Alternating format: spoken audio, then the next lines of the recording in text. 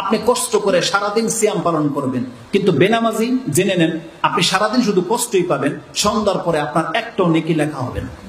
কারণ বেনামাজির সিয়াম তো দূরের কথা, কোনো ইবাদত কবুল হয় না, কোনো ইবাদত কবুল হবে না। এটা তো দুনিয়া তো হয় না।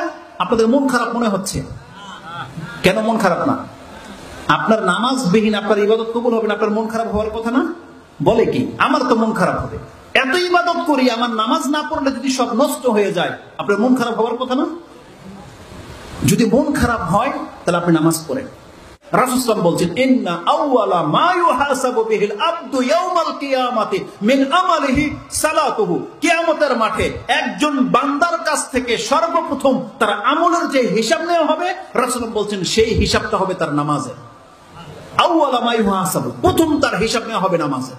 রাসূল বলছেন, ইজা সালুহাত, যদি কোনো ব্যক্তি তার নামাজকে সংরক্ষণ হেফাজত করে রাখে, ফাকাদে আফলাহা ওয়া আনজাহ, সেই ব্যক্তি ফালাহ পেয়ে যাবে, সেই ব্যক্তি নাজাত পেয়ে যাবে, সেই ব্যক্তি নাজাত পেয়ে যাবে।